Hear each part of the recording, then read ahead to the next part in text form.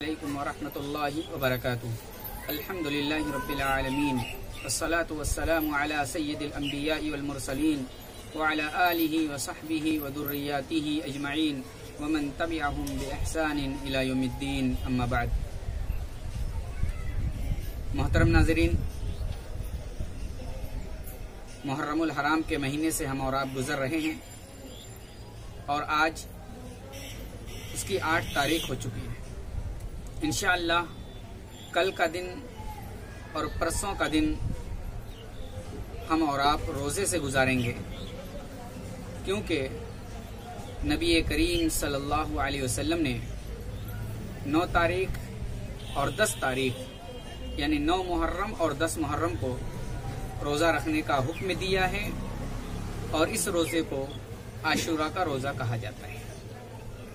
नबी करीम सल्लल्लाहु अलैहि वसल्लम ने इस रोज़े के मुतालिक इरशाद फरमाया। रावी हदीस हज़रत कतादा रज़ी अल्लाह तआला अन्हु हैं, कहते हैं कि नबी करीम सल्लल्लाहु अलैहि वसल्लम ने फरमाया, सियाम यौम आशूरा का रोज़ा, इसके बारे में मैं अल्लाह रब्बुल आलमीन से ये उम्मीद रखता हूँ अन युकफ्फिरा अस्सना अल्लती क़ब्लहू, के इस रोज़े के ज़रिए से 1 साल के पिछले गुनाह सगीरा माफ़ किए जाएंगे। तो अल्लाह तबारक व तआला आशूरा के रोज़े की वजह से हमारे 1 साल के पिछले गुनाह को माफ़ कर दे, ये कितना बड़ा अल्लाह तबारक व तआला की तरफ से करम है। इसलिए हम सबको आशूरा का रोज़ा रखना चाहिए। अच्छा, क्या ये आशूरा का रोज़ा सिर्फ इस्लाम में है या इस्लाम से पहले भी लोग आशूरा का रोज़ा रखते थे? जब हम हदीस पढ़ते हैं तो मालूम होता है कि आशूरा का रोज़ा ज़माने जाहिलियत में भी लोग रखा करते थे। नबी करीम सल्लल्लाहु अलैहि वसल्लम मक्का में थे तब भी रोज़ा रखते थे, और जब मदीना मुनव्वरा तशरीफ ले आए तब भी आप रोज़ा रखा और सहाबा इकराम रिज़वानुल्लाहि अलैहिम अजमईन को रोज़ा रखने का हुक्म दिया। क्योंकि जब मदीना मुनव्वरा आप तशरीफ ले आए तो आपने देखा कि यहाँ यहूद भी रोज़ा रख रहे हैं। अल्लाह के नबी सल्लल्लाहु अलैहि वसल्लम ने यहूदियों से सवाल किया कि ये क्यों रोज़ा तुम रख रहे हो, क्या वजह है? तो यहूदियों ने जवाब दिया कि ये वही दिन है जिस दिन अल्लाह तबारक व तआला ने हज़रत मूसा अलैहिस्सलातु वस्सलाम और उनकी कौम को फिरौन जैसे जालिम जाबिर बादशाह से निजात दी थी और फिरौन और फिरौनियों को गर्क आब किया था। तो हज़रत मूसा अलैहिस्सलातु वस्सलाम ने शुक्रिये में रोज़ा रखा था, इसलिए हम लोग रोज़ा रख रहे हैं। अल्लाह के नबी सल्लल्लाहु अलैहि वसल्लम ने उस मौके पर कहा था, हम तुमसे ज्यादा हकदार हैं कि हम रोज़ा रखें। तो अल्लाह के नबी सल्लल्लाहु अलैहि वसल्लम ने फिर इस दिन का यानी 10 मुहर्रमुल हराम का रोज़ा रखा। लेकिन बाद में अल्लाह के नबी सल्लल्लाहु अलैहि वसल्लम ने ये हुक्म इरशाद फरमाया कि 10 तारीख का यानी 10 मुहर्रमुल हराम का रोज़ा रखने के साथ साथ 9 तारीख का भी रोज़ा रखो और खालिफुल यहूद, इसमें यहूदियों की मुखालफत करो, क्योंकि यहूदी लोग 10 मुहर्रमुल हराम का रोज़ा रखते हैं, तुम 9 मुहर्रमुल हराम का भी रोज़ा रखो। अच्छा, एक हदीस में आता है, हज़रत अब्दुल्ला इब्न अब्बास ही की हदीस है, उसमें है सूमू क़ब्लहू, कि एक दिन पहले यानी 10 मुहर्रमुल हराम से एक दिन पहले या 10 मुहर्रमुल हराम से एक दिन बाद रोज़ा रखो। यानी 9 और 10 का रखो, या 9 का ना रख सको तो 10 और 11 का रखो। लेकिन ये रिवायत ज़ईफ है, इसमें 2 रावी हैं जिन्हें मुहद्दिसीन ने ज़ईफ कहा है, जिन पर कलाम किया है, इस वजह से ये रिवायत ज़ईफ ठहरी। अल्लामा अहमद शाकिर ने इस हदीस को सही करार दिया है। बहरहाल अल्लामा इब्न क़य्यिम और अल्लामा इब्न हजर रहमतुल्लाह अलैह इसी हदीस को, यानी जिसके अंदर ये है कि एक दिन पहले और एक दिन बाद रोज़ा रखो, इस हदीस को सामने रखते हुए इन दोनों उलमा ने ये बात कही है कि आशूरा के रोज़े की आशूरा के रोजे के 3 मरातिब हैं। सबसे कमतर मर्तबा ये है कि सिर्फ और सिर्फ 10 दिन का रोजा, 10वीं तारीख का रोजा रखा जाए। उससे आला मर्तबा ये है कि 9 और 10 का रोजा रखा जाए, और उससे आला यानी सबसे आला मर्तबा ये है कि 9, 10 और 11 3 रोजे रखे जाएं, क्योंकि इस महीने में रोजे रखने अफजल हैं।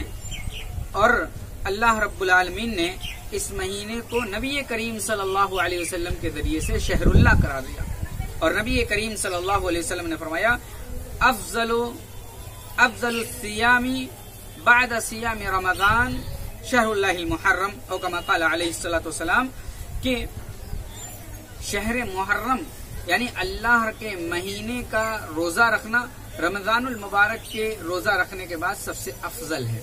लिहाजा हम कोशिश करें कि 9 और 10 का ही रोजा रखें, या 9, 10 और 11 का रोजा रखें। 10 और 11 का रोजा इससे इज्तिनाब करें।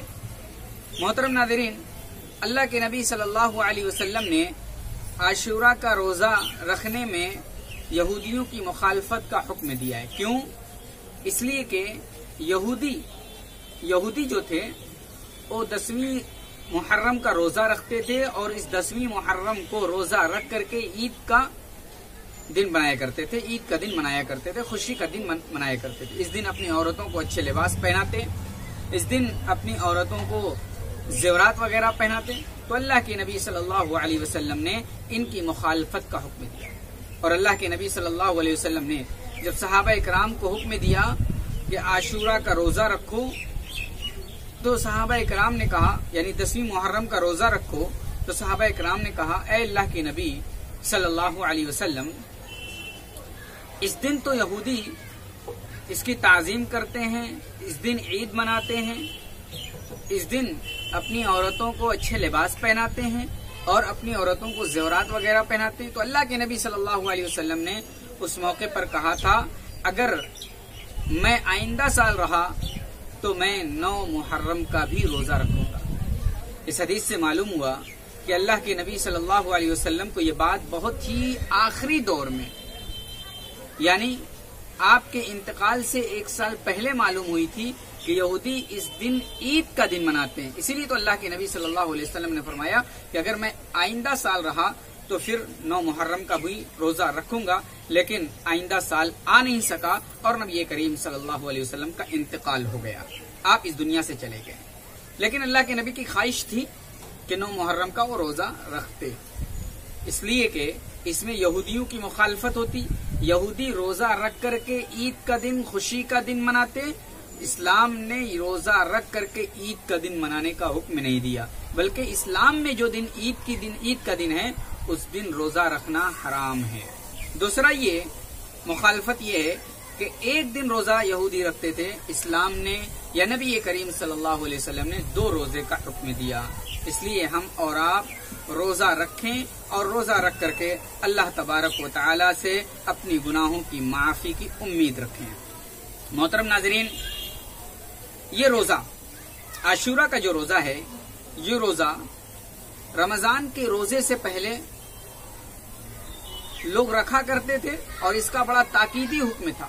हजरत रुबई इब्न मुअव्विज़ कहते हैं कि नबी करीम सल्लल्लाहु अलैहि वसल्लम ने एक मर्तबा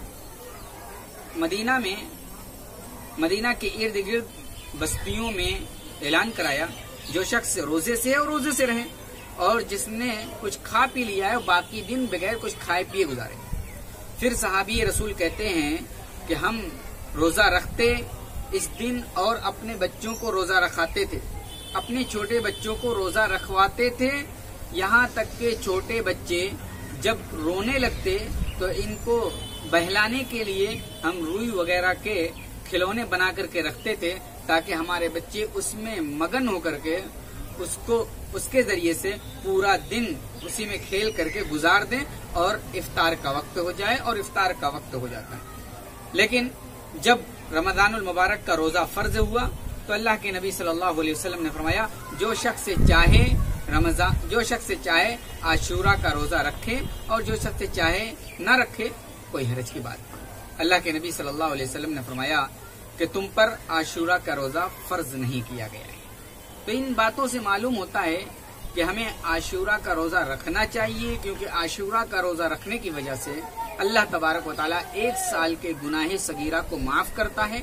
दूसरी चीज, ये रोजा हजरत मूसा अलैहिस्सलातु वस्सलाम ने फिरौन से निजात हासिल करने के बाद रखा था और अल्लाह के नबी ने कहा था, हम ऐ यहूदी तुमसे ज्यादा मूसा के हकदार हैं, तो हम नबी के उम्मती हैं, हम नबी की उम्मती हैं, हम भी ज्यादा हकदार हैं मूसा अलैहिस्सलातु वस्सलाम की उम्मती से, इसलिए हमें भी इस रोजे का एहतमाम करना चाहिए। तीसरी चीज, इसमें हमें यहूदियों की मुखालफत भी करनी चाहिए, क्योंकि वो 1 दिन का रोजा रखते हैं, हम 2 दिन का रोजा रखें। लिहाजा कल का दिन यानी 9 मुहर्रमुल हराम और परसों यानी जुमा का दिन 10 मुहर्रमुल हराम का दिन है, इन 2 दिनों में रोजा रखने का एहतमाम करें। अल्लाह किसी को तौफीक दे तो 3 दिन यानी जुमेरात, जुमा, शनिचर 3 दिन का एहतमाम करे और उस हदीस पर भी अमल हो जाए जिसमें अल्लाह के नबी ने कहा 1 दिन पहले और 1 दिन बाद रोजा रखो। लिहाजा हमें इस पर अमल करना चाहिए। अल्लाह ताला हम सबको आशूरा के रोजा रखने की तौफीक अता फरमाए और इस दिन यानी मुहर्रमुल हराम में जो बिदात और खुराफात होती हैं, अल्लाह इन सब से हम सबको बचाए।